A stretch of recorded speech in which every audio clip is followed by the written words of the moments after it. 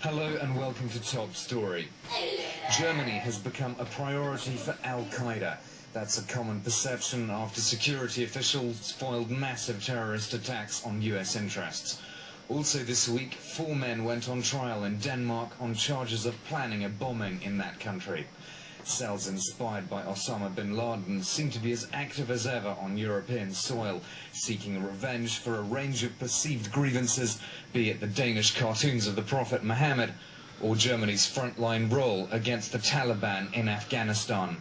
And extremist ideology appears to be spreading. In both Germany and Denmark, those allegedly implicated include converts to Islam. To discuss this, I'm joined from Munich by Gerhard Wisnewski, a German political scientist and author of several books, including The Underside of Terrorism, which has just come out in French but not yet in English. Mr. Wisnewski, thank you for being with us on Top Story. Do these arrests signal a resurgent al-Qaida in Europe, in your opinion? I don't think so, to be honest, because at the moment we have very few facts on that event, you know. We have a very large media uproar here in Germany, a very large media hype, but we have very few facts. And as far as I can see, the only hard fact is that there were 3 people with about 700 kilos of hydrogen peroxide, which is totally illegal to buy this in Germany, and these 3 people had this 700 kilos of hydrogen peroxide, and they were in a little village with about 900 people, a very small village here in Germany, and this was not a very good place to perform a conspiracy, you know. So there are a lot of questions in the moment here in Germany about this event, how serious it is, it really is. So it could be just ongoing operations rather than a new level of terrorist threat? I don't think that this is a new level of terrorist threat, you know. For decades we had no large terrorist attacks in Germany.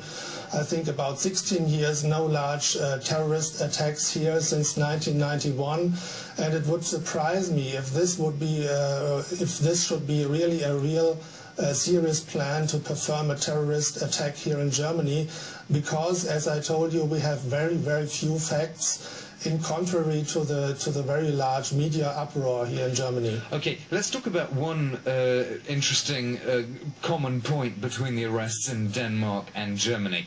In both of those cases, there were converts to Islam. Do you think this is a worrying phenomenon? I don't think so, because all we know at the moment, all the media reports are referring only to law enforcement allegations, you know. And as you know, law enforcement allegations or the allegations of prosecutors are maybe only a part of the truth, and I think we need 1 or 2 years to see whether there will be a real trial in front of a court in Germany, or maybe there's no trial. So I think we need some time to access this whole information here in Germany.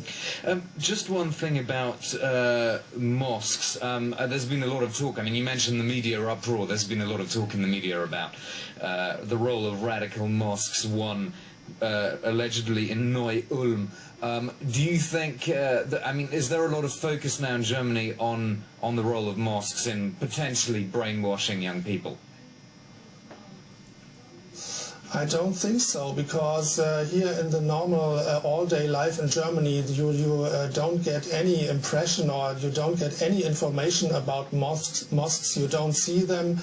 You don't meet people from mosques. You don't see any uproar from these mosques. So I think also this is a real media operation or media uproar here in Germany, and for the normal people, these mosques don't play any role in their all-day life. They don't be aware of these mosques, nothing, you know. We've heard also that the suspects have been potentially targeting Germany and Denmark for various reasons. In the case of Denmark, perhaps because of the cartoons of the Prophet Muhammad. Do you think this is something, I mean, the whole phenomenon, is it political, or does it go beyond that? Is it more a conflict of values? For example, France was recently threatened because it banned conspicuous religious symbols in public places. So does it go beyond the politics of Afghanistan and Iraq? I don't think so, that we know anything about the motives of these people. I think that all these allegations are only hypotheses, you know. We don't even know whether they really planned a terrorist attack, because all the ingredients they had in this little bungalow, all these ingredients were totally legal. So I also don't think that somebody found any laboratory equipment. You would need very sufficient and very large laboratory equipment to process all these chemicals, these very dangerous chemicals which were alleged that the people had dealt with. And so we didn't find this laboratory equipment so far, so I don't know what the really factual basis is of these hypotheses and these allegations. Mr. Wisnewski, you've recently written a book called The Underside of Terrorism. We're now approaching the anniversary of September the 11th. How do you assess the global war on terrorism at this stage? Oh, I think that the global war on terrorism is 90% propaganda and 10% fact, you know. And there's a very large role of the authorities. They produce a very large media uproar. They are getting suspects, and then they perform a very large media operation.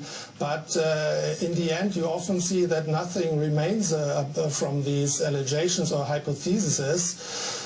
So I would advise the people to be a little more quiet and calm about this, and don't believe everything what comes from the law enforcement authorities. So it's the politics of fear? Yes, of course. It's the politics of fear. In Germany at the moment there are a number of legislations which are planned from the authorities, from the Minister of the Interior, and they tried, for months they tried to make propaganda for these legislations, and I think this new event now helps them very much with this. Okay, thank you very much. Gerhard Wisnewski joining me from Munich to talk about the arrests in Germany and Denmark and the global war on terrorism. That's all on Top Story. Do join us again tomorrow at the same time.